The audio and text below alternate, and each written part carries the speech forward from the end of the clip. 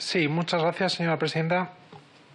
Buenos días, iba a decir otro apellido. Señor Cosidó, bienvenido. Me alegro, muchas gracias por decirlo correctamente. Me alegro de verle y también diré que este será uno de, no sé si llamarlo interrogatorio, de los cuestionarios más difíciles, porque yo a usted le conozco personalmente, porque hemos sido compañeros tanto aquí como en el Senado, y además compañeros de inglés también. Entonces se me hace un poco más complejo, pero bueno, intentaré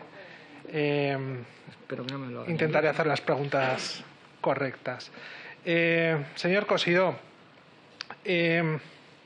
durante su mandato en la dirección de la Policía Nacional, usted tuvo capacidad de hacer algunos nombramientos. Esto se ha mencionado el del señor Martín Blas. Este lo nombró porque a usted le parecía la persona idónea para realizar ese cargo al frente de la Unidad de Asuntos Internos, o le vino por un mandato superior que debía nombrar a esa persona. Fue una decisión autónoma. Usted decidió que era la persona idónea. ¿Pudo realizar algún nombramiento más dentro de los comisarios que llevaban responsabilidades? Por ejemplo, el señor Pino no lo nombró usted, sino el señor Fernández Díaz, si no me equivoco, ¿verdad?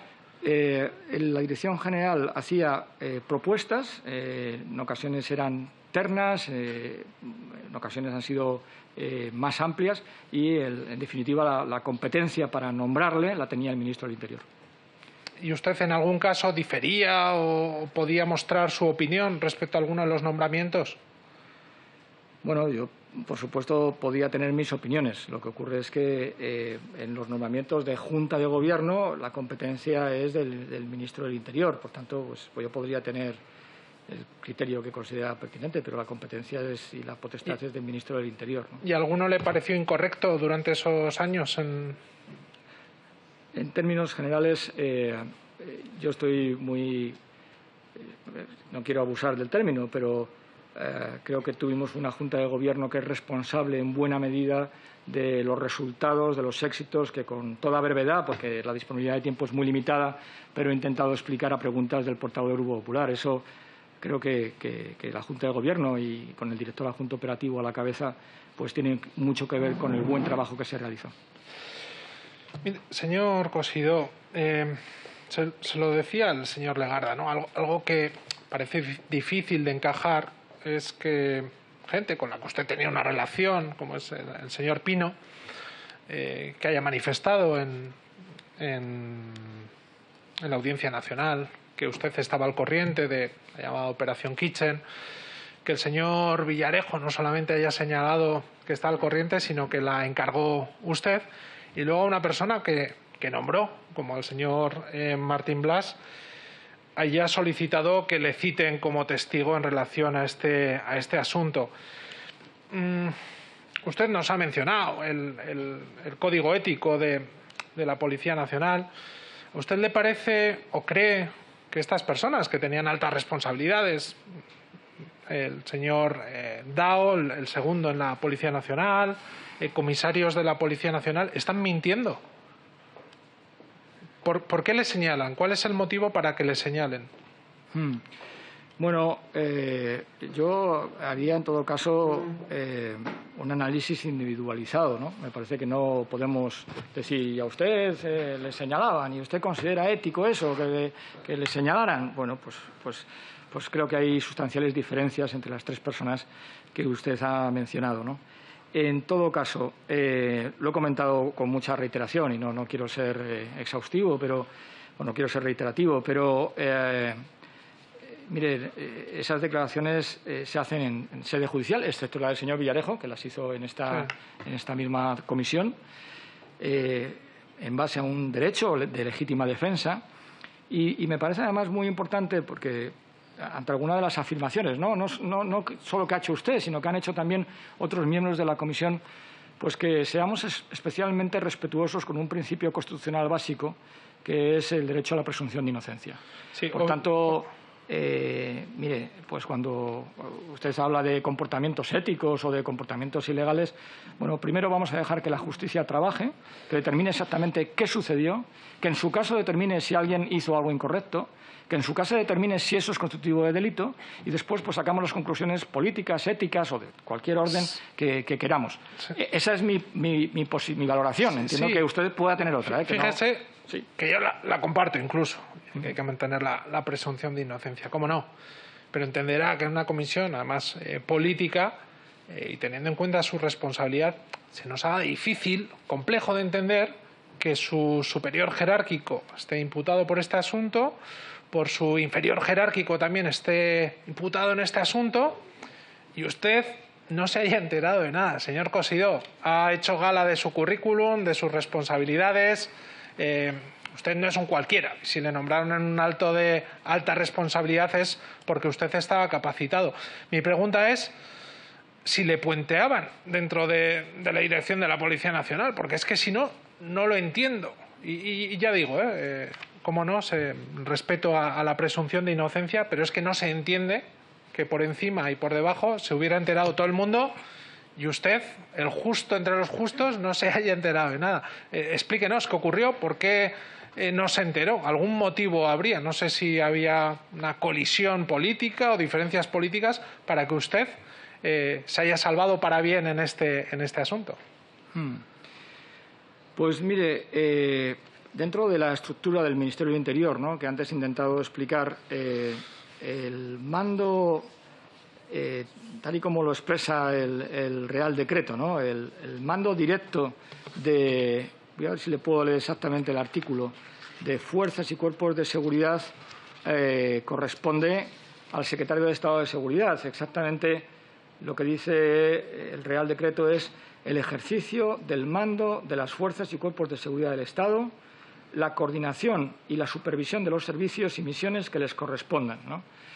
En algunos ámbitos, como pueda ser el de la lucha antiterrorista, el Secretario de Estado de Seguridad ejerce, casi le diría que en plenitud, esta competencia.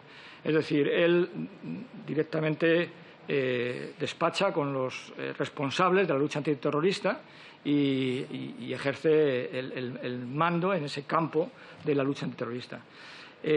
Puede ser que en algún caso, por una materia de especial interés, por la razón que sea, el Secretario de Estado también pues ejerza ese mando directo que legalmente le corresponde, ¿no? Entonces, ¿le puenteaban, señor Cosidó? No.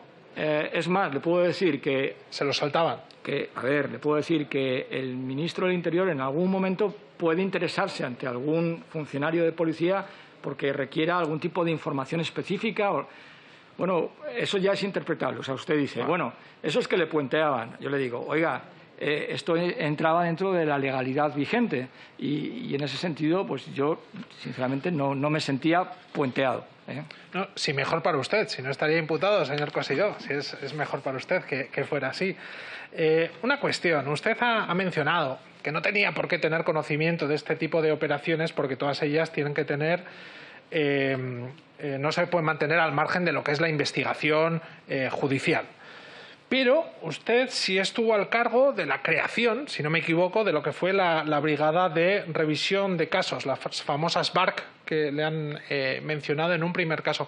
A mí sí me sorprende esta brigada que estuvo durante un tiempo activa, porque precisamente lo que se encargaba era de ello, ¿no? De reabrir y de reinvestigar casos fuera del mandato judicial, no sabemos para qué. Entonces, si nos puede aclarar cuál fue su función en la creación de esta brigada y por qué comenzó a funcionar al margen de cualquier investigación judicial, se lo agradecería porque cuanto menos es sorprendente. Bueno, en principio la filosofía de esta, en cierto modo, mal llamada brigada, en la medida en que dentro de nuestra estructura formal de orden ministerial no tenía rango de brigada, porque eso significaría que hubiera tenido que estar reflejada en la orden ministerial, y se creó una unidad dentro de lo que es asuntos internos, un poco como unidad un poco de calidad en relación con investigaciones que estaban atascada, sin resolver, pues intentar analizar sin ningún tipo de nueva diligencia, porque en todo caso eso obligaría a tener la autorización judicial pertinente, sino únicamente en el análisis de la información contenida en la investigación realizada, que por cualquier motivo no había resultado fructífera,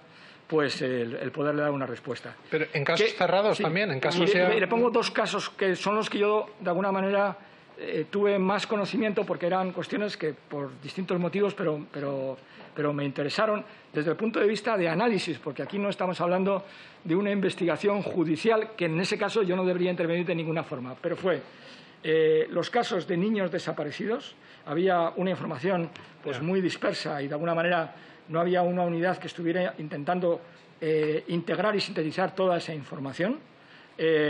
Y, en segundo lugar, yo tuve una reunión con la familia del subinspector que murió asesinado durante la investigación, la detención de los terroristas del 11M, cuya tumba había sido ultrajada, y la familia tenía una cierta inquietud, ¿no?, por quién había sido, y le puse en contacto con esta unidad para que le diera las explicaciones correspondientes. Esas son las dos investigaciones que yo he tenido, o los dos análisis que yo he tenido conocimiento de esta unidad.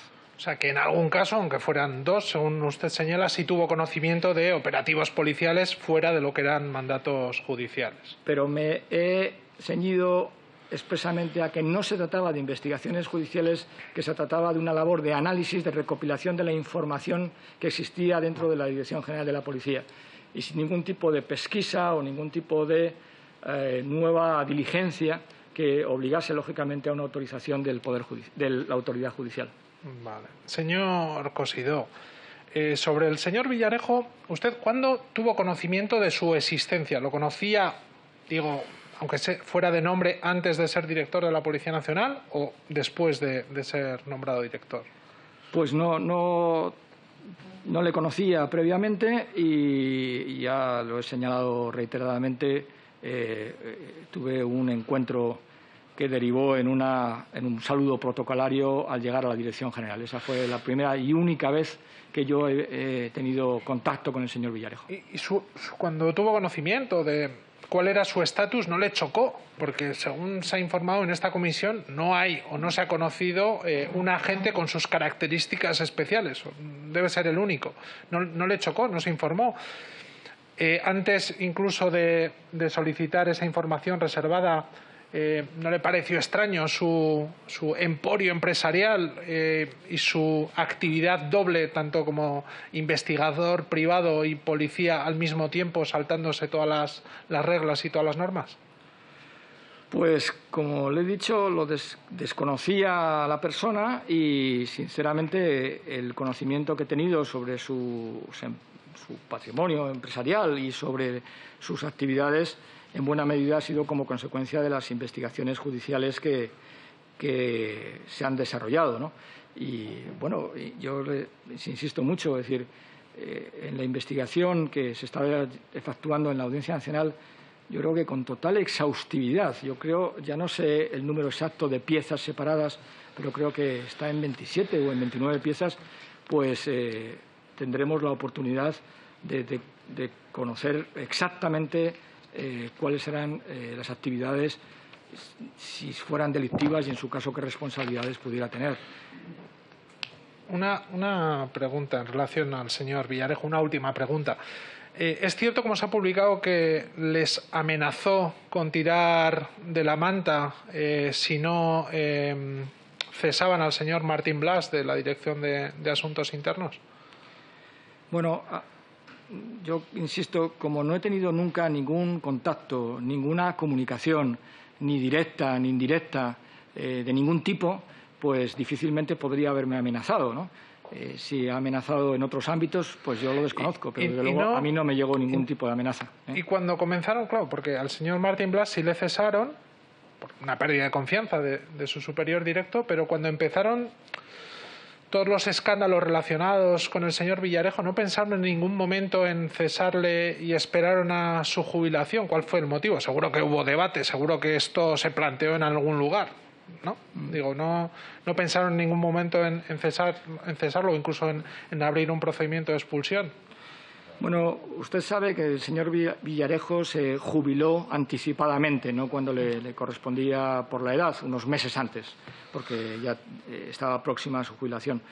Él lo que anuncia es que tiene intención de pedir voluntariamente su jubilación y, por tanto, pues de alguna forma yo creo que hacía, si me permite la palabra, innecesario el proceder a el cese a alguien que anuncia su voluntad de jubilarse anticipadamente, ¿no? Es verdad que luego, una vez solicitada esa jubilación, él intentó revocarla, es decir, intentó que quería continuar en activo e incluso realizó algunas denuncias porque entendía que no se le estaba tratando justamente por no concederle la revocación de ese expediente de jubilación que ya estaba en marcha. Pero ese expediente avanzó y el señor Villarejo se jubiló anticipadamente. Y para ir acabando, señor Cosidó, ha hecho un relato de la memoria policial durante su mandato y ahí aparecían los triunfos. Pero en esta comisión estamos viendo asuntos que alguno que estaba bajo su responsabilidad, que cuanto menos es preocupante y seguro que derivará en algunas de las conclusiones que extraiga esta comisión, ¿no? ¿Qué ocurría y qué ocurre con las medallas policiales? ¿Qué ocurría y qué ocurre con el control, o mejor dicho, con el descontrol de los fondos reservados? ¿Qué ocurre con los destinos premio a algunos agentes? ¿Qué ocurre con el hipotético caso en el que una persona pueda ser enchufada en la Policía Nacional, que parece cuanto menos también curioso, como es el caso del señor Sergio Ríos? ¿Qué ocurrió con la Policía Patriótica, con la Operación Cataluña, con la Guerra de Comisarios, con la Operación Kitchen?